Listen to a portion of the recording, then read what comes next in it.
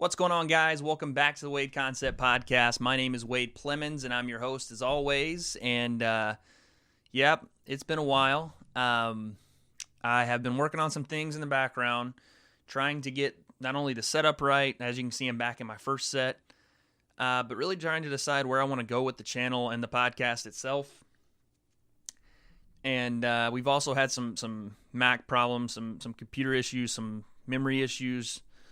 But I'm back, and I promise you guys, I'll talk about this more, but over this last week or 2 weeks, I've really decided where I want to go with this podcast and where I want to go individually. And with that being said, it basically necessitates me giving you guys more content more consistently. So I guess, this podcast is me being transparent with everyone. And what I want to do with this podcast is I do want to keep the concept of we are debating everything, we are discussing everything, and have different topics and social commentary, things like that.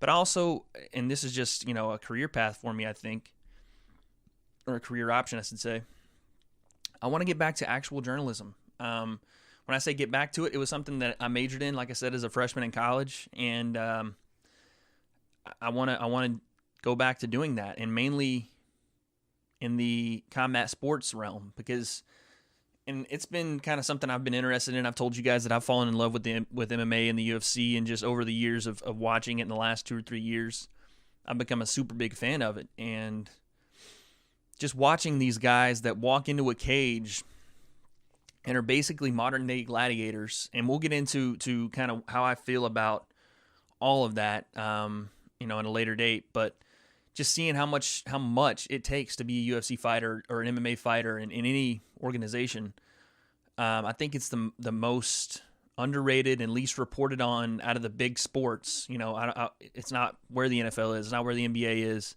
but it takes almost as much or more commitment from those guys. The NFL, you know what you're signing up for, as far as the hits you take, the toll it takes on your body. But MMA, I would say the consequences are even higher, and the price you pay is even higher.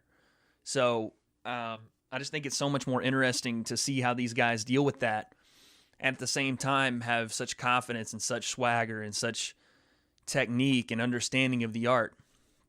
And for me, I want to get back to covering that, not just as a like I said, a social commentary where I just talk about it, with you guys or with somebody else. That would be great. But I also want to interview these fighters. I want to get to know these guys to I guess, from a guy that played football and understood, like I said, I understand what I'm signing up for at that point. I want to get to know these guys that are risking even more, that are putting themselves in pretty serious danger. Like I said, they're almost modern day gladiators for our entertainment, so I guess, and to sum it up, I want this channel to be not only the social commentary that I love with you guys, and I get to talk with you guys, and I'm going to be doing that like I said, I want to become more, I want this to be a content that I can give you guys almost every day or every single, maybe 3 or 4 times a week, because I've been slipping on it lately, and I don't want to say slipping, but just in the background deciding where exactly I wanted to go with the channel, and I think I figured that out. So I want to give you guys more continuous content, and just to try to grow the channel, because I want this to be not only a platform for you and I, but I want this to be a platform for myself to be able to launch pad into some kind of atmosphere where I can get to sit down with these fighters one-on-one and really just ask them and pick their brains and see what it is that makes them who they are. Because there's so many stories and there's so many different backgrounds to these guys that hasn't been told, or has been told but not in a way that really defines who they are. And I want to do that. I think that there's so many interesting things about these guys that really no one knows, And I think some of the stories will surprise you. I think some of the guys that you think are fighting because, X, Y, Z reason, maybe there's more to the story than you know. And before you judge, or before you sit there and say, well, this sport's barbaric and these guys are just brawlers that have no, there's no art in martial arts. But you watch these guys and you see some of their stories, and of course the art of martial arts is so complicated and interesting and technical that it's very, very easy to sit back and say, well, I could do that or I could see that. You can take it from me. I just started training wrestling. I just started training jiu-jitsu. I just started training boxing. It's not easy at all. It coming from football where you do explosive movements for set periods of time into a sport where, and again, I'm training to get more knowledge about the sport so that I can talk more about it with you guys. But even just taking a little bit of boxing, a little bit of wrestling, a little bit of jiu-jitsu, you're constantly going. The cardio factor is real. It's no joke at all to for a guy like me that had to do 5-6 seconds on and got 40 seconds to rest, get my breath, come back, more explosion. Think about holding that explosion one-on-one with another man or woman or whoever for a set period of time that isn't 6 seconds but goes to 3 to 4 to 5 minutes, 3 to 5 rounds. So you're looking at 15 to 25 continuous action minutes with 30 seconds in between. It's a different animal. And like I said, that I want this channel to be a haven where I can one day, like I said, pick the brains of these guys, to go out to these events and interview these guys and see, what exactly it is that makes them who they are and drives them to keep, putting their bodies, their health on the line for their families, for their legacy, for whatever it is. And so, yes, this channel will not just be MMA based. It won't just be journalism. It won't just be communications based, reporting, all of that. That's where I hope to take it at some point. I want to include that at some point. But it will still have my social commentary. I'll still bring my friends. I'll still bring people I think are interesting on the show. But as for moving forward, I do want to get into the journalism world, the MMA journalism world. And so that's where I want to take the channel. So that's my little 10-minute spiel there on why I haven't been around, but I'm here now. So let's talk. And you know what? By the way, while I'm here, this isn't a sponsorship or anything. I'm not sponsored by them, but I love these drinks by Celsius. I don't know if you guys have ever had them. They're called Celsius Live Fit drinks. I like the watermelon and the orange and the grape and the cucumber lime. Pretty much I like every flavor. But they're really good. I'm a big coffee addict. I like a lot of caffeine. It keeps me going during my day. This guy's actually helped me come off of caffeine. Like, the reliance I have on caffeine is kind of ridiculous. This has helped me actually come off of it because it's only 200 milligrams of caffeine, and there's no sugar, no preservatives.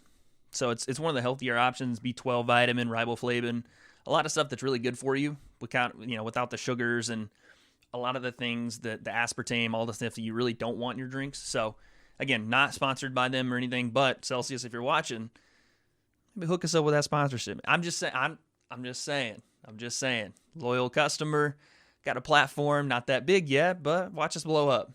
Anyway, Celsius drinks, pretty good. Now then, let's talk. I know I'm a little bit late, but there's some big news in the fighting world this week. So let's talk UFC 217. So, and I'm only going to do the main card, or maybe a couple of fights on the main card, just because the Fight Pass fights I saw. But again, me only being a newer face to the sport, I only recognize like Viras Zahabi's younger brother, who I hope he's doing well. He caught a back elbow, a vicious one that knocked him out cold. So I hope he's doing better. But the main card for 217, let me pull it up really quick. Had some really interesting fights. And some things that I didn't really see coming. I don't think anybody saw coming. So we'll start off with the first one. And you had, there's a fly. Sorry. You had Paulo Costa, who is an up-and-coming middleweight, 185. Has the great look, jacked up to the gills, great kind of physique, against a veteran in the game in Johnny Hendricks. And some had speculated the reason Johnny Hendricks was even on this card is because the main event was George St. Pierre fighting against Michael Bisping, and George St. Pierre's last opponent was Johnny Hendricks. So people thought, oh, they're putting Johnny on the card so that they can have a familiar face for fans that know who George is to say, hey, you know what? He fought George, or George fought that guy. So I remember him, you know. But in my opinion, this was the UFC's way of introducing Paulo Costa to people and piggybacking off the name that Johnny Hendricks is, because a lot of people do know, the big rig Johnny Hendricks. And Paulo Costa, he came out and, did what I think the UFC wanted him to do. I think that it was almost a formality, because Johnny Hendricks has not looked good in any of his last fight except the Hector Lombard fight, which I thought he moved well, had good timing, had good distance, but just didn't look like Johnny Hendricks. And we've been saying this, I think anybody that's watched the sport's been saying this for 2 or 3 fights now, that maybe it's time for the big rig to hang it up. And if not, you can't fight at 85 anymore. You either have to be disciplined enough to fight at 170, and even that is murderer's row down there. I mean, you have guys, and we'll get into it because I have my favorite guys in the division, but you have guys 1 through 10 in that division that is murderer's row. And if Hendricks isn't beating guys out of the top 10 in 85, and 85 is a deep division too, but 70 and 55 are 2 of the deepest divisions in MMA right now, regardless of promotion. So I don't know what you do if you're big rig right now. I don't know what you do. I think that maybe it's time to hang up the gloves. Might be that time. I mean, he's had a great career. A lot of people thought he won that George St. Pierre fight, including myself. But I think now's probably the time you hang it up. But it was a good showing for Costa. Knocked TKO in the second round of Johnny Hendricks. I mean, you could just tell during the fight, Johnny was not moving well. I mean, he was trying to slide away from punches. He was trying to slide away from the big shots in the pocket. But Costa kept moving forward, cut off the cage, and, did what pretty much the UFC wanted him to do, and starch Johnny Hendricks. So, that fight kind of went as planned. Next up, you had Stephen Thompson and Jorge Masvidal, and I have some. I picked Jorge Masvidal in this fight as the underdog, but I have an interesting take on this fight. Stephen Thompson, of course, I mean, clearly won the fight. It was an interesting thing to see when Stephen Thompson has the right opponent, when he has the right dance partner, what he can actually do, because you watch those Tyron Woodley fights and you're like, man, this guy is so tentative and he doesn't move well and he's feinting a lot but not really doing anything. But that's not who Stephen Thompson is. I think that people at 170, especially in the top 5, know how dangerous this guy is. I don't want to say as much as his knockout power, because he doesn't have Tyron Woodley power. He doesn't have Jorge Masvidal power. He doesn't have a guy, and again, I'll talk about him in a second, but he doesn't have a Darren Till power. And for those of you who don't know who Darren Till is, you need to jump on the train now, because choo-choo, things coming through. The guy is special, and I have my opinions on that guy and what he can do in the division, but I don't see any bad matchups for him, even in the top 10. So, but back to Wonder Boy and Masvidal. It was a lot of Wonder Boy coming forward, karate style, so darting in, jumping back out, landing, a 1-2, popping back out.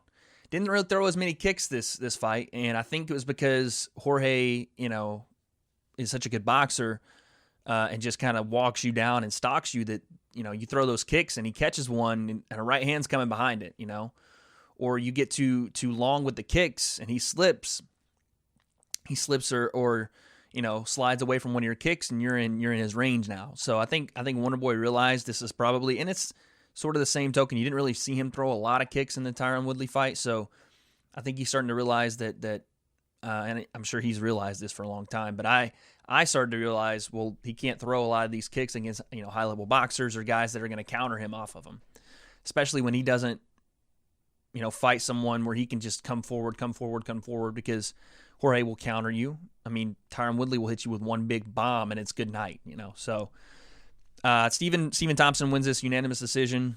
I wouldn't say it was fight of the. I mean, it wasn't even close to fight of the night, but Stephen Thompson keeps his name right there in the title contention just by winning these fights, because the only guy, and you'll see this, the only guy that can't fight Stephen Wonderboy Thompson and have a good fight with it is Tyron Woodley. If anyone else wins that title, Stephen Wonderboy Thompson comes up and fights for the belt. Has to, because I personally would love to see him fight Wonderboy, or I would see him like to fight Tyron again, but I don't think MMA fans want that fight, because it's the second one was such a kind of a feeling out process. I wouldn't say it was boring, because I don't think it was boring. I was sitting there waiting, just like everybody else was, for something to happen, but I think I was waiting in a sense that there was such a chess match being played that you really, one fatal move, and you saw it at the end of the fight, one kind of wrong move by Wonderboy, and Tyron came with that big right hand and almost put him to sleep at the end of the fight. So you see really how good Tyron Woodley is when you see Wonderboy beating a guy like Jorge Masvidal, which is probably a better boxer than I would think than Tyron is. But just the puzzle that is Wonderboy is so hard to figure out, because you saw Jorge kind of walking him down, throwing the leg kicks, but it didn't look like it was really affecting Wonderboy as much. So it's a puzzle you got to figure out, and it's tough because he moves so quickly and he darts in and out. He's hard to hit. So, Wonderboy's going to be right there for title contention. It just depends on if he has the right dance partner, because a smart fighter like Woodley's not gonna play the games with him. Not gonna play the rush him or stand in the pocket and get countered all day, or get the quick dart 1-2s and pops back out. He's not gonna play that with Wonderboy. He's gonna sit on the outside. He's gonna wait for his chances and he's gonna do the smart things. So we'll see if he gets the right dance partner. I'm not sure that fight's gonna be anything the UFC wants right now. So maybe the winner. I mean, Dana White has said the winner of the Robbie Lawler. Jesus. Sorry. Dana White said that the next fight will be the I can't remember who Robbie Lawler's fighting right now. I'll get back to it. Anyway, the winner of that fight will fight Tyron. I think the loser will probably fight Wonderboy. But on to the first of the three title fights, and oh my God. What a shocker, man. So this is my kind of thing on the Rose Namajunas and Joanna Jędrzejczyk fight.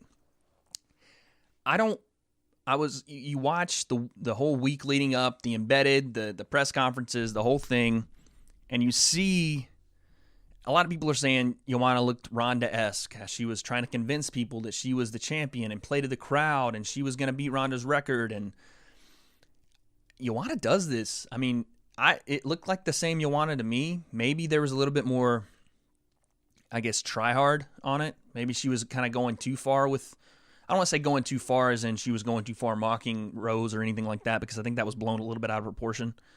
But she does play middle games, and I think, I just think that maybe this time it was a little too much as far as, I think it wasn't authentic. I think she was kind of playing the Joanna character at this point, which is the boogie woman, the whole thing she was talking about. A lot of people thought that was a great promo, and it could have been a really good promo, but I just think that, and again, Joanna does this. That's kind of her thing, to go out and Joanna champion, the whole deal. But I just feel like this time maybe she overdid it a little bit, and she underestimated Rose a lot. And Rose, the whole week leading up to it, I've never quite seen a character like Rose before. And I don't want to say a character as in she's playing a character, but just the character of her. Someone that's so mild-mannered and, looked like laser beam focused on the fight. And really didn't give Joanna anything to go off of. Really gave her nothing to go off of. Really gave her no facial expressions, no, rebuttal to anything she was saying. She literally was stone-faced the entire press conference. They asked her maybe 2 questions. And she answered one just by saying, "I'm here to fight." Like there was nothing from her. And the whole week you got the sense that she wasn't put off or she wasn't thrown off by Joanna's games, The mental warfare that was going on that usually Joanna is the best at. Rose wasn't having any of it. She wasn't playing the game with her. And so as the week went on, and I don't know if it wasn't just me, because you hear other people talking. You hear guys like Joe Rogan and Brendan Schaub and even Ariel Helwani talk. There was a sense that Joanna kind of knew she wasn't getting to Rose, and it was kind of getting to Joanna that she wasn't getting in the head of Rose. And then you get to the fight, and from the jump, like from the bell, I started to notice that Joanna usually controls tempo of fight. Of course, most champions do. They want to fight their fight. The challenger comes in and tries to figure that game plan out. But there was something different. The way Rose moved, the way Joanna couldn't quite set up her timing. Her distance was a little off. It didn't seem like she was off balance with anything, but it just seemed like the rhythm wasn't there. And they hadn't even thrown any punches yet. Just Rose was moving forward, having good distance control. And then, you saw Joanna throw one jab, and it might have grazed Rose's body a little bit. But as the first round goes on, Rose hits her with a big right hand and kind of knocks her down. And you kind of step back and you go, oh.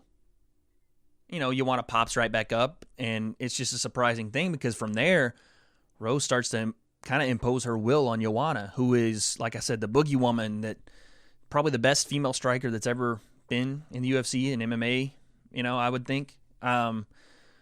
And Rose just walked kind of through all of that. She kind of, like I said, imposed her will. It was her fight, made Joanna fight her fight, came forward on Joanna, and had better distance control. You could see the timing was there. She was landing and getting out. She wasn't getting hit with anything. I don't think Joanna landed a clean shot. Again, it was a first-round finish, so I think, like I said, Joanna probably underestimated Rose a fair amount. But Rose steps in with the big left hand, and the legs go out. The lights shut off, and you got a new 115 champion, Rose Namajunas. And even after the fight, I heard Joe Rogan talking about her being one of the best, could be the next biggest star in the UFC. And I could see that. I could definitely see Rose, especially with her demeanor. I think people really, really are drawn to that. After the fight, she gets on the mic and talks about, and I don't think she was devaluing the belt at all. She was talking about how the belt didn't mean anything and just be a good person. I think she meant in the context of life itself. I don't think she meant in the context of the UFC, like this doesn't mean anything to me, like this doesn't mean shit. I think she meant in the context of life. Everybody keeps looking at these UFC stars and where's the next Conor McGregor? Where's the next Floyd Mayweather? Where's the next talker, the big flashy guy with the money and the girls and the cars and the fancy clothes, the suits, and kind of what Joanna was doing with the glasses and the boogie woman and the whole thing. And Rose just kind of went the opposite way, and it was refreshing to see, because I don't like, if I'm watching a UFC event, I don't like to see a character. I don't like to see someone playing an act, playing a character. I like someone to be themselves. And you can tell. I think anybody watching this podcast or anybody watching the UFC can tell when it's real and when it's not. And one thing Rose is real. She got on the mic and said, look, just be a good person. Screw all this belt and trash talking and everything else. Be yourself and be a good person. And, it gives you goosebumps because you see the realness or you hear the realness in her voice, and you see it in her eyes that she means what she says. So it's very refreshing. Now, as far as being one of the biggest stars, I don't really know how you push her. Obviously, she's got to keep winning fights and defend her belt. People are talking about a rematch for Joanna. I would probably have to agree because she defended that belt 6 times in that division. She's the reigning women's champion. So I think you give her that rematch.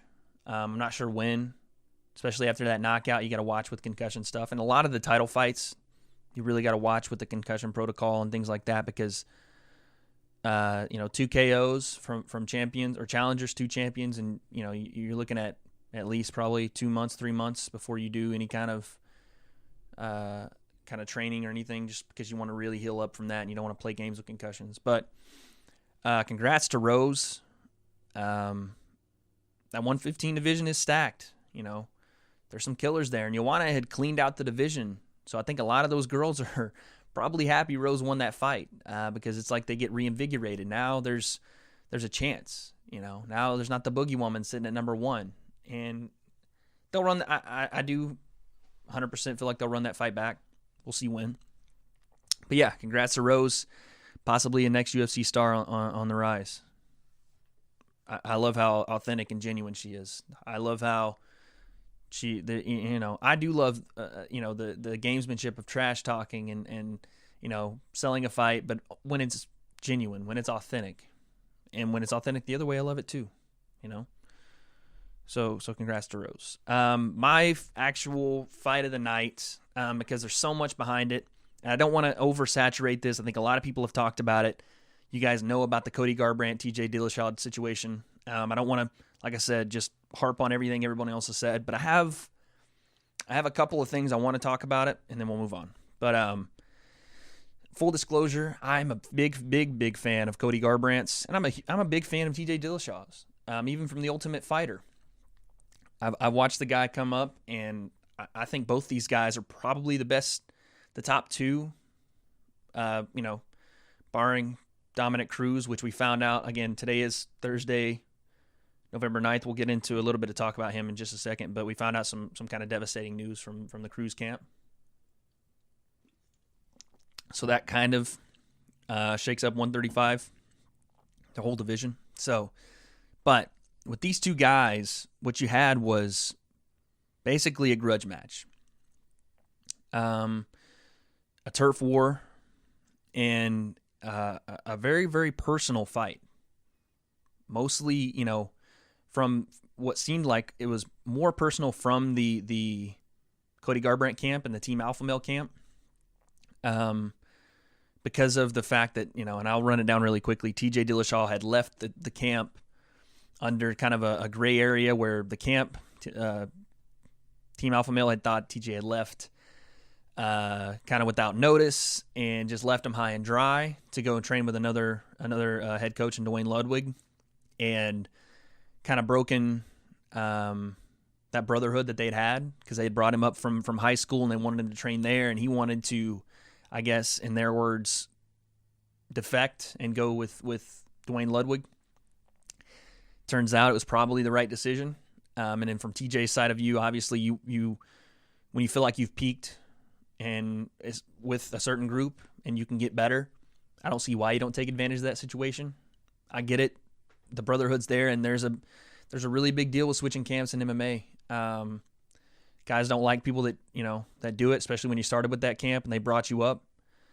But when you have, like I said, a plateau that you've hit, and you have a way to get better and a way to grow and a way to become a more versatile and well-rounded fighter, you have to take that route, I feel like. So I don't think there's any wrongdoing by TJ, and I don't think the Team Alpha Male's wrong for not liking the situation. It is what it is. But it's built, and it's almost helped both teams, because now you have Cody Garbrandt, who is the face of Team Alpha Male right now. He comes up and he becomes the man because TJ's gone.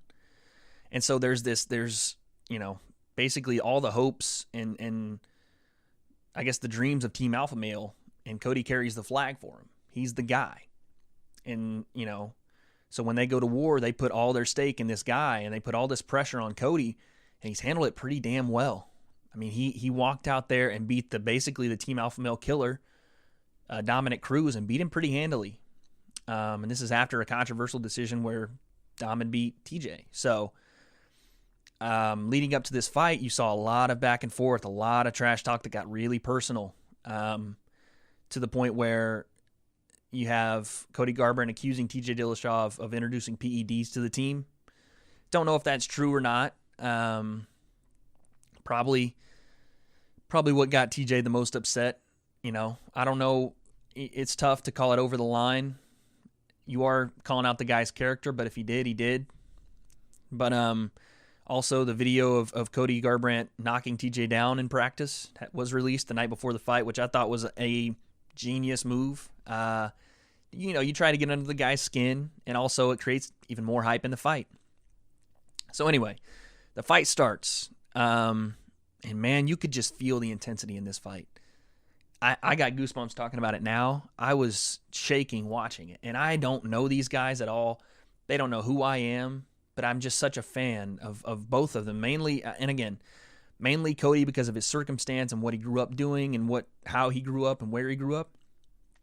I'd really like to interview that guy one-on-one. I think it would be a great interview to sit down with him. But just where he's at, where TJ's at, like I said, the basically just so much passion in this grudge match.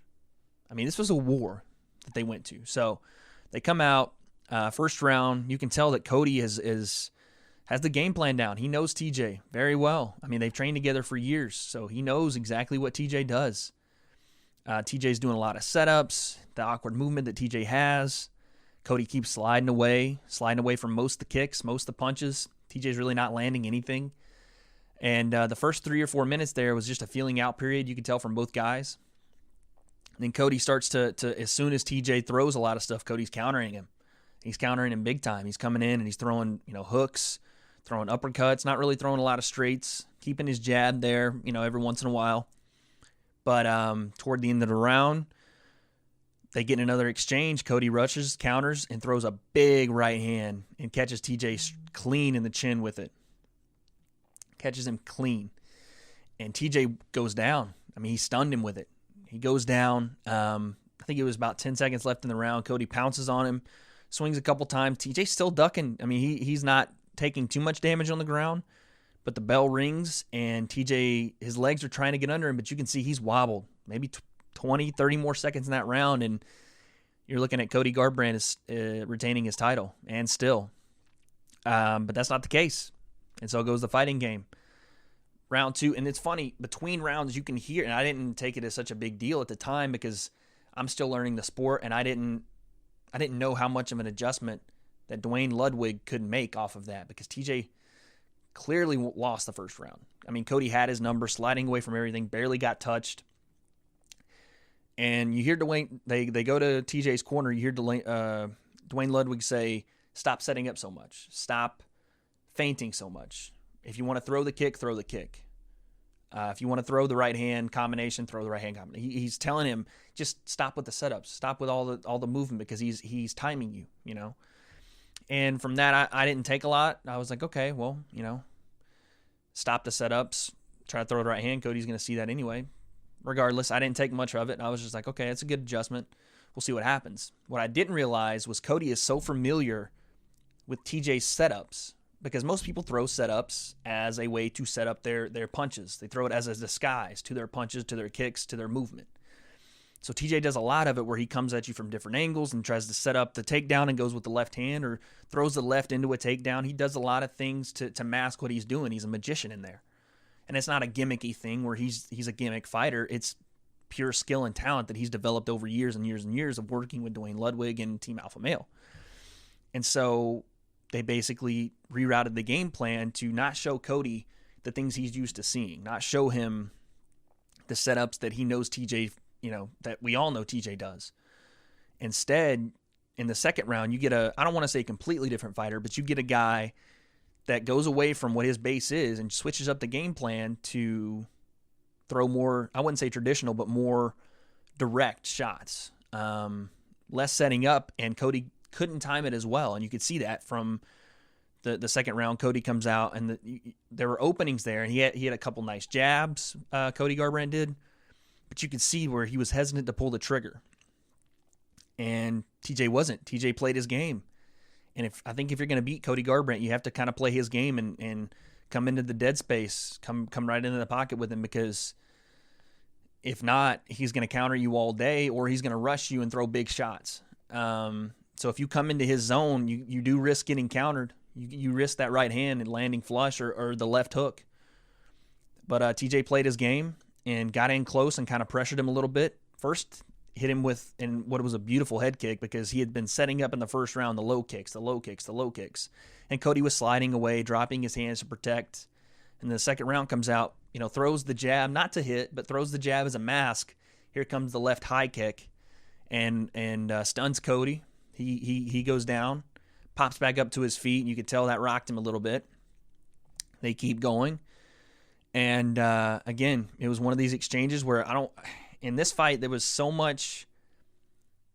Two guys that are very technical, great footwork, but in the heat of the moment, in those, I don't want to say wild, but those exchanges where technique wasn't the most important thing. You saw one guy land in the first round and one guy not. In the second round, you saw the opposite. The other guy landed, the other guy didn't, and it was minimal errors from both sides. The first round, TJ didn't get his left hand up to protect against the right hook. In the second round, Cody got caught with the high kick because his hand was down on the right side. And then they got into an exchange close to the cage in the second round. Cody throws the left hook, and it was partially blocked by TJ. TJ switches his feet, resets, throws the right hand. Cody's left hand's down, and out go the lights. TJ pounces on him. Fight's over right there. You got a new 135-pound champ. And as much as I felt bad for Cody, because, man, I really am a huge fan of Cody's, more so than TJ sometimes. And I try to be biased with everything, but just knowing Cody's story, I'm a huge fan of his. But you had to feel happy for TJ after all he'd went through those last 2 years, trying to get back to that title that a lot of people think he didn't really lose to Dominic Cruz. You had to feel good for the guy. And you could even see after the fight, TJ, as soon as the fight stopped, has so much raw emotion that he's just screaming at the top of his lungs. It just, the passion that you see from that guy. And then Cody is trying to stand up. His feet aren't under him. He's still a little bit out of it. And TJ gets in his face and screaming, not, as any kind of disrespect, but just so pumped about the fight. And Cody is back in his face. So you can see that animosity is still there. And like I said, these guys are, and I hate to keep going back to it, but these guys are gladiators, man. Modern day gladiators, because there was still no love lost there. No pun intended, but Cody, no love lost between those guys.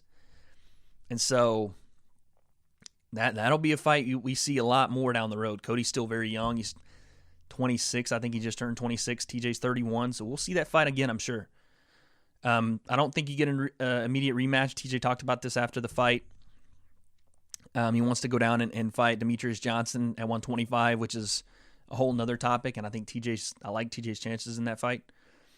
But I think they're for Cody, you want to go back through the ranks and destroy everyone in that 135 division to leave no doubt that TJ's got to see you again. And this is what I liked. And I want to talk about this just briefly. I know I said I would talk about this fight briefly, and I kind of got long-winded, but I want to talk about how both guys handled what happened. TJ very classy in victory, told Cody good fight. Cody very classy in defeat, said good fight. To both guys, I really appreciate that, and especially when you have such a grudge match and such a war for two guys that still do not like each other at all. I mean, even in the press conference after, Cody said he thought he was the better fighter, which I have no problem with. I mean, he showed TJ his respect. He told him, he won the fight. Much respect to him. Cody still thinks he's a better fighter. I don't have any. A lot of people are saying suck it up and take your loss. I think he did that. I don't have any problem with him saying he thinks he's the better fighter, because of course you do. Why wouldn't you?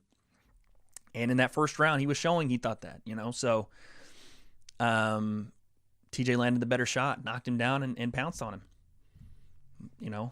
Mistakes happen. Things like that happen. And as if I'm a fighter, if I'm Cody Garbrandt, I think that's what you should be doing. So I think that fight was one of the better ones on the card, and I thought Cody handled the loss very, very well. And we'll talk about that coming up. 1 second. Welcome back, guys. Sorry for the delay. We were talking about Cody Garbrandt and TJ Dillashaw, and I wanted to highlight one thing particularly. In that fight, obviously, like I said, it was a grudge match. It was a war. These guys battled it out over 2 rounds. Big shots landed the entire time. And after the fight, the former champion had to face the music. And sometimes you see this with champions that they ride so high on that champion, the feel of being champion. That's how they identify themselves. That's all they identify with, is being that champion. And when that's taken away from them, even the great ones you see with Ronda Rousey, it's not handled the best sometimes. So you always wonder when a champion gets beat, how are they going to take that? Well, do you shy away from it? Do you cower? Do you go away? Or do you take the Conor McGregor route? And, as much as he likes to talk, and I'm a huge Conor fan, I think he's great for the sport. I think what he's doing is unbelievable. I think a lot of fighters should aspire to be like him, and not in the ways that don't fit themselves, but just in the way he thinks and the way he moves in the cage and his fight IQ, a lot of those things. But you saw him when he took a loss to Nate Diaz. Granted, it wasn't a title fight, but it was something that UFC fans hadn't seen him do yet because he was undefeated at that time in the UFC. He had some losses elsewhere. But when he lost that fight and he came back and fought Nate again at 170 and had to swallow some pride and say, you know what, tonight he was the better man, but I'm going to get him. And I'm going to get him soon. And they fought again in controversial decision to some people, but I thought Conor won that fight. But what I'm getting at is after the TJ Dillashaw, Cody Garbrandt fight, it's easy to go do media when you win the fight, right? It's easy to go answer the questions that are, the questions you want to hear. How'd you do it? How'd you land that big right hand? What was your mindset? Man, you're the champ. That kind of stuff you want to hear and want to talk about, but it's not. It's different when you got to face the music and there are questions that you don't want to hear at all. But what I was very impressed with, and I'll say this, and I was impressed with the way Joanna handled it. I was impressed with the way Michael Bisping handled it, but I was especially impressed with how Cody Garbrandt handled a loss. Granted, he still had some words for TJ after the fight. He still said that he stood by whatever he said before the fight. And again, I don't have any problem with it. If that's real emotion. I don't think you can fake that.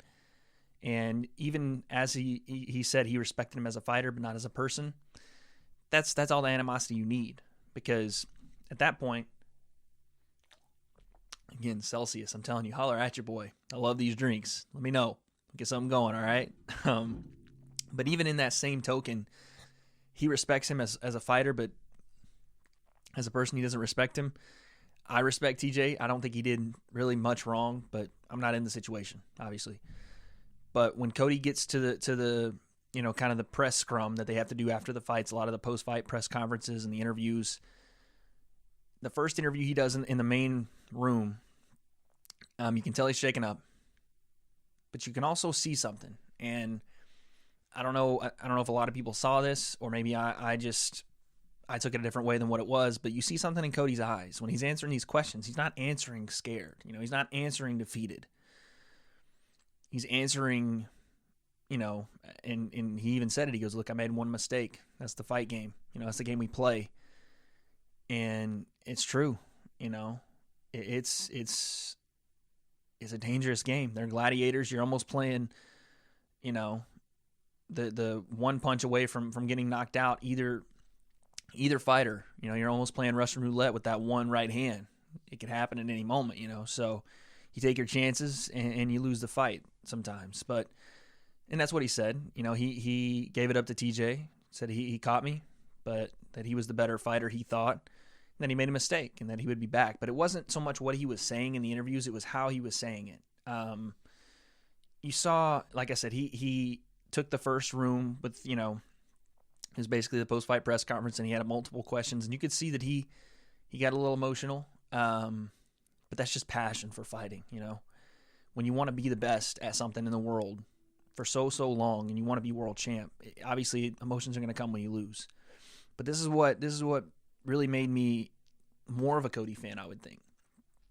And I don't know, maybe it was just me, but you could tell that, yes, that title means everything to him.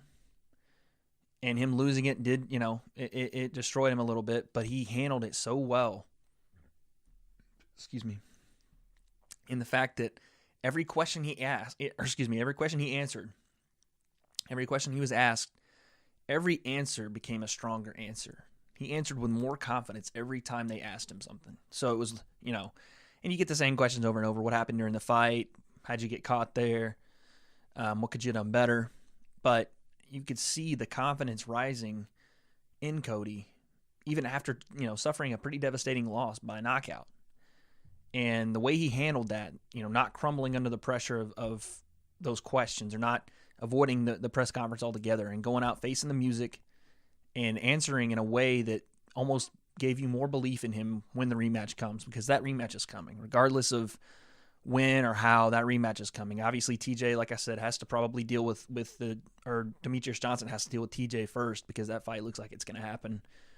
But Cody I think will come back through the ranks, and just the presence he had at 26 years old for a guy to be so self-aware and where he's at in his career, to take questions and and he even said, he goes, look, if I lose a fight and that's the worst thing that happens to me in my life, I've been through worse. I think I've had a good life, So I think the guy is, I'm a big fan of him.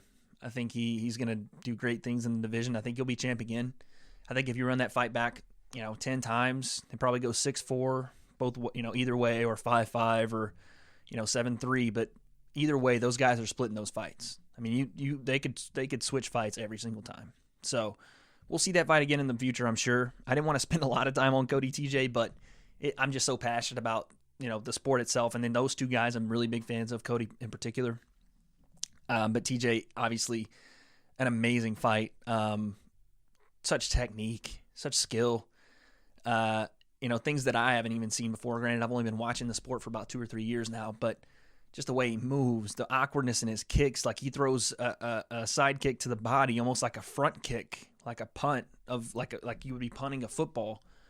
You can see it when he misses. If you guys go watch the fight back, when he misses Cody in the first round, that leg almost comes up to Cody's opposite shoulder, and that's going to a side kick to the body. It's not a traditional, and from what it looks like, a traditional side kick would come in from the side and hit the body, but it looks like TJ is sweeping through in a diagonal motion, and it's just it delivers a lot of impact, but it also sets up that head kick high, right? So, an unbelievable fight. Congrats to TJ. I like his chances in that DJ fight, and we'll get to that when we come to it. But let's talk about the main event. The main event of UFC 217: George St. Pierre versus Michael Bisping. St. Pierre, the challenger; Michael Bisping, the champion in the middleweight division. Really, after the Cody fight, this fight was kind of bonus, If you bought this pay-per-view as a UFC fan, you got everything you wanted and some, because this fight was kind of the icing on the cake. George St. Pierre coming back after 4 years of not fighting, continuing training, but not fighting, and coming up a weight division.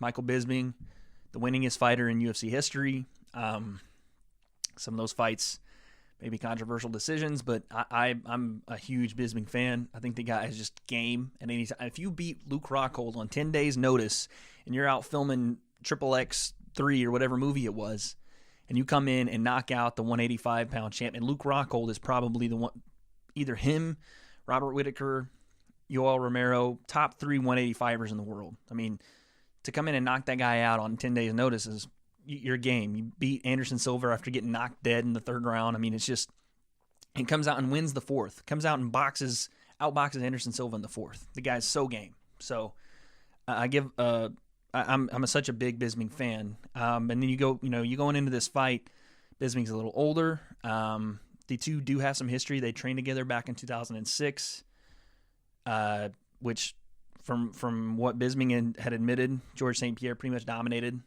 the training session they had and took Bisping down at will. So obviously that was the game plan. If you're a George St. Pierre fan, he's really good on his takedowns on the ground. His ground and pound's amazing. But his stand-up, he's got a nice jab. I mean, he's probably got one of the best jabs in MMA. But you also know that Michael Bisping can cage walk like no one else, that can get up off of takedowns like no one else. So going into the fight, I had actually picked George St. Pierre just based on the fact that I thought if he had continued training, regardless if he had been off 4 years, and it was a tentative pick. I'm not going to sit here and be like, oh, I called everything. Because even George winning surprised me, and I picked him.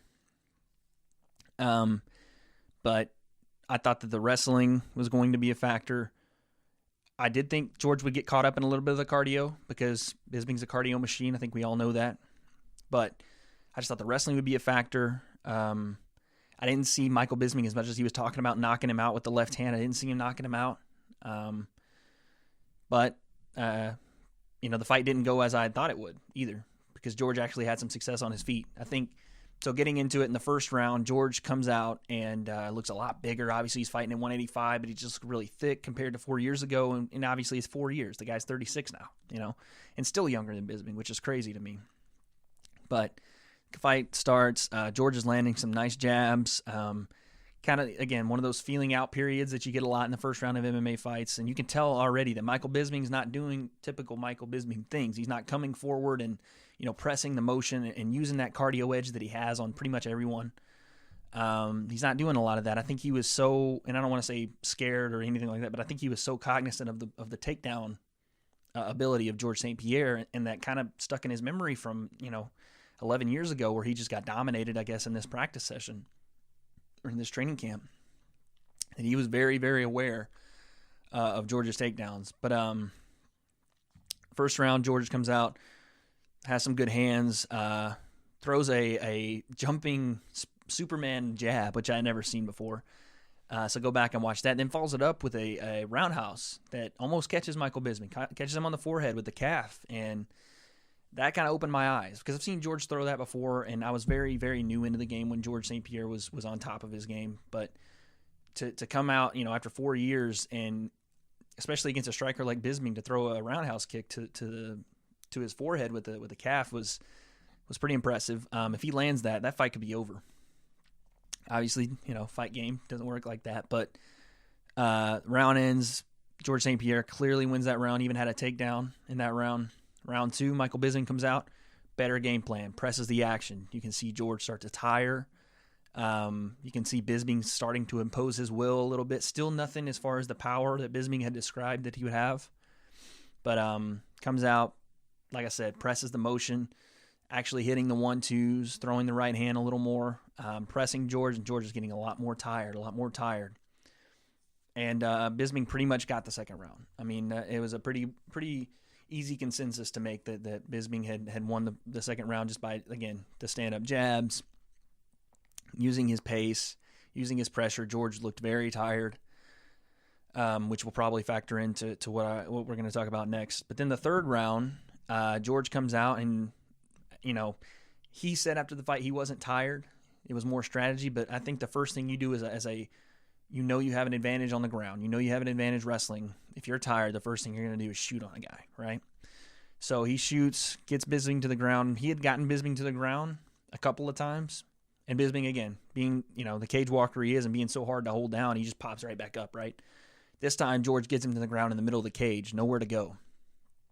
And is in the guard, and you can tell George didn't quite get, it didn't come back to him as quickly as he thought, I think, because he got into the guard and couldn't rain down that famous George St. Pierre ground and pound we'd all seen from 4 years ago, right? Instead, what was happening was Michael Bisping was raining down elbows. I mean, 12 to 6 elbows on George's forehead and busting him open a good amount. And all of a sudden, the Canadian legend is blood-faced and red and, is fighting in there. And what it shows you more than anything is George St. Pierre's ability to step up in pressure situations when the lights are on. The guy was off 4 years, for God's sakes. Not only that, he gets badly, badly hurt from the bottom. I don't know how the judges would give that.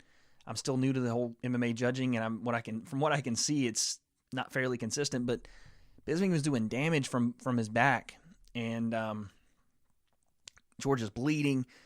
Blood's just pouring down his face. Bisping gets up. George can't hold him down. Bisping gets up. They start to trade again. George is you can tell, visibly tired again, but moves in on Bisping and ducks under the right hook, comes back with the left hook and catches Bisping. And again, wobbles him. The feet go out, the legs buckle, and Bisping's on the ground. George St. Pierre runs up, ground and pound. Not working out for him too well. Bisping's defending really well. George kind of gives him some room, takes the back, chokes Michael Bisping. And as much as people want to say, that guy's tough in the UFC, that's a tough guy. I hear that all the time with guys being tough. Everyone in the UFC is tough, but there's no one tougher than Michael Bisping. The guy, I can't tell you how tough and how game this guy is. Goes out on his shield, refuses to tap. And that, I'm not even a big, I don't praise someone for refusing to tap. It just shows that grit that Michael Bisping has. Refused to tap, goes to sleep. George St. Pierre is your new middleweight champ. I wouldn't say it was. The Rose fight was more shocking. Absolutely. The Cody TJ fight was more explosive, more exciting. But the George St. Pierre Michael Bisping fight was the most feel-good moment of the night. It's tough because Rose was super feel-good moment. It was the most, I guess, overdue moment. It was that moment where you said, oh, because you had already got what you wanted from the UFC. You'd gotten 2 title changes, 2 amazing fights, and then the third is a guy that is 36 years old, been away from the game for 4 years, didn't really, people want to say it was the best George St. Pierre ever. He didn't look as good as the old George, not even close. But Chael Sonnen said this, and I agree completely 100%. He was nowhere near the George St. Pierre we knew and loved as, the best welterweight to ever live. And he still beat Michael Bisping. He still stopped Michael Bisping, the winningest fighter in UFC history. How much further ahead of the game is George St. Pierre? That he can take 4 years off, come back bigger, less cardio, flat-footed, almost, and Brendan Schaub made a good point, on the feet, he was landing jabs and doing his thing, but he was also turning away from punches. Didn't want to get hit. And people that watch George know George is taking a lot of shots to the head. That's weighing on him. So when he was throwing the jabs and turning, he didn't want to get hit. So factor all that in, and he still finishes Michael Bisping in the 3rd round. Puts him to sleep. How do you not consider this guy pound for pound number 1 all time? John Jones, that's a subject for a different day. It's him or George, and John Jones has been caught doing things he shouldn't be doing 3 times now. So George has never been accused, never been any kind of wrongdoing. This guy just shows up in big pressure moments and wins big fights. The best to ever do it. An argument could be made for Demetrius Johnson at 125, but George went through murderer's row at 170 at the time. You beat Matt Hughes. You beat Sarah in the rematch. Josh Koscheck. He was running people down at 170 back to back to back to back 9 times. So it's hard to see anybody better. Congrats to George St. Pierre. Michael Bisping handled it like a true champion would. Gave George his credit. I thought Michael Bisping was going to retire. I thought it was the perfect setting to do so. It even looked like before he started talking that was what was going to happen in MSG, the biggest, the Mecca in New York. But he didn't. And it just shows you who Michael Bisping is. He didn't want to go out like that. He said he didn't want to go out being choked to death or choked to sleep on TV, on national television. So that's Michael Bisping for you. Although Liverpool card is coming up. I think it's in March. The UFC is going to do a card in Liverpool, so that should be interesting. And why not put Michael Bisping on that card? Of course you will. And another one you'll put on that card is Darren Till. Again, another podcast for another day. But that guy could be your future champ at 170. Hey, I'm just saying. Don't crucify me in the comments. I'm just saying. Check him out. But that was your 217 card. Some people are calling it the best of all time.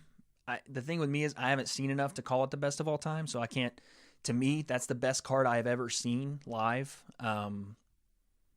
Again, I wasn't around at UFC 100 or UFC even 200, or I was fairly around at 200. I'd been watching obviously for a little bit, but I wasn't so immersed into the game like I am now and like I want to become. So for me, the best card I'd ever seen. I got to watch it live, so that was really cool. So yeah, that was your card, and there's so many storylines coming out of the card, and this is why I'm so enthralled in the sport right now. There's so many different storylines going into a card, going into a main event, pay-per-view card like 217, and then just it's almost like you go into a quicksand. You turn the quicksand timer over, and it drops down into the bottom, and as it drops down, it refills on the bottom for more storylines. So it's just like you're going into this card, and all the storylines come to a head, and they clash together, and they seep through the pipeline, and you have new storylines coming straight out of those, right? So, what does TJ do with the 135 belt? Does he go down and challenge Demetrius Johnson at 125 and unify and become, a two-weight world champion like the Conor McGregors, like the George St. Pierre's now? Obviously not simultaneous, but the first one since Conor to go simultaneous. Does Cody Garbrandt run through the division and challenge TJ maybe sometime next year? I think so. Again, today is Thursday, November 9th. Cody Garbrandt actually put on his Instagram today that he's going to be having hand surgery, so he might be out a little bit longer than I initially thought. I saw that during our break, so we'll see where that goes. But there's also more news I want to report before we get done here. But yeah, Rose Namajunas. Does she take on Murderers Row at the 115 women's division? Does Joanna get her next rematch? Does Rose blossom into the star that we want her to be? She has the look. She has the fighting ability. Some people say she doesn't have the gift of gab or whatever. I think that personality is so unique and so refreshing. That's what you need in this weight division. That's what you need in the women's division, period. I think that's what, I keep going, but I think that's what we need in the UFC, period. It's people to be themselves, not necessarily to be nice or to be mean or to talk crazy or to be silent, just to be themselves. And I think that's what Rose is doing. And then, like I said, with George St. Pierre, what does he do? Because he really kind of dodged questions and people thought if he won this fight, he's not going to defend the middleweight belt. Does he go down and fight Tyron Woodley to become the 170 champ, or to try to become the 170 champ? Does he fight Robert Whittaker, that monster waiting in the wings at 185? Who knows? People are even saying the Conor McGregor fight might be interesting to him. I don't know how realistic that is to get down to 155 or do a catch weight at 165. I'm not sure how you would do that, but that'd be a tough matchup for Conor. Unless Conor could touch that chin with that left hand of God, man, that'd be a tough matchup. And again, Conor McGregor fanboy, and I'm saying that. So, but those are the storylines you have coming out of that card. So many variables that are happening. And we learned today, this would be, I'm going to source it obviously. This is from Ariel Helwani. We learned a couple things today, and actually yesterday as well. We learned that Max Holloway, who was supposed to be fighting in the main event of 218, I want to say. Yeah, well, I don't know if it was going to be the main event, but the featherweight title was going to be defended by Max Holloway at UFC 218 against Frankie Edgar. Frankie Edgar is actually injured now. So this is the December 2nd card. Frankie Edgar is actually injured and will not be competing. And this is what we found out today, last night. So they're looking for a replacement, it looks like, because Max Holloway has stated, again from Ariel Helwani, that he wants to remain on the 218 card. And there's a couple of options.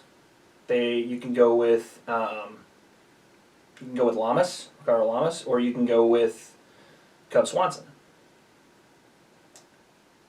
I think you go with Cub.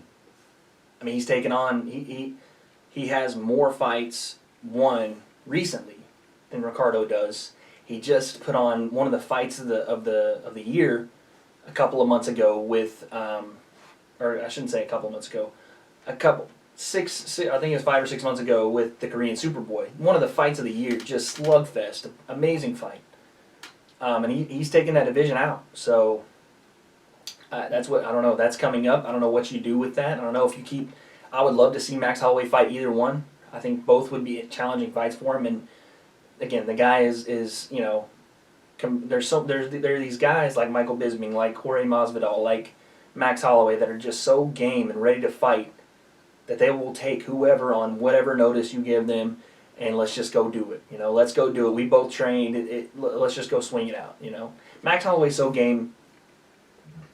I don't remember the gentleman he was fighting. I apologize for burping so much. I don't know what's going on with me today, but I don't remember the guy he was fighting, but late in one of his fights recently before he'd won the title against Jose Aldo, which Jose Aldo tweeted at him as well and wanted that rematch. I don't think they'll give Jose Aldo that rematch. We'll see. but it was a. I don't think he wasn't. He got TKO'd as well. And if we're going back to the T.J. Dillashaw Cody Garbrandt fight, I don't think that deserves an immediate rematch. So I think you give that to Cub Swanson or Ricardo Lamas. But back to what I was saying, Max Holloway stands in the middle of the octagon. I don't remember the guys fighting. I'm sorry. Somebody let me know in the comments.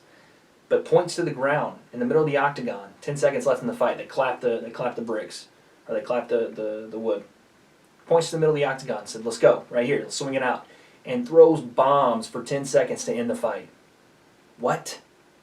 Who else does that in the UFC? I mean, I don't know of anybody that's willing to risk getting knocked out when they're winning the fight. Max Holloway was winning the fight in the last 10 seconds of a fight and winning dominantly. To risk getting knocked out and say, "Come on, me and you, let's just throw." No one more game than that guy. So I hope they get him a fight at 218. I think he matches up well with really anybody right now. His boxing's great. I haven't really seen his wrestling or his jiu-jitsu on the ground, but then again, he hasn't really had to use it. Because when you stand with him, you go down. I think the last person to meet Max Holloway was Conor McGregor. So the guy's on a tear. I think he'll do well against either of those fighters. I would love to see Cub Swanson. That'd be a great fight. Ricardo Lamas would be a great fight as well. I'm just a really big Cub Swanson fan. And then lastly, before we go today, one more thing. And again, Ariel Helwani, killing the game. MMA fighting is one of the most informed media outlets there is in the MMA game. It's the media outlet in the MMA game. They don't get stuff wrong. They're on point. Ariel Helwani, love to work for a guy like that. If that opportunity ever came up, Ariel, I'm letting you know, I'm your guy, man. But basically what had happened was, I was telling you guys earlier about TJ, the kind of the road that led to TJ Dillashaw, Cody Garbrandt, and Dominic Cruz being a factor in that road for both guys, right? TJ losing a razor close decision, Cody dominating Dominic Cruz. And, you would think the winner of that fight would take on the winner of, and they'd already had it scheduled, Dominic Cruz and Jamie Rivera.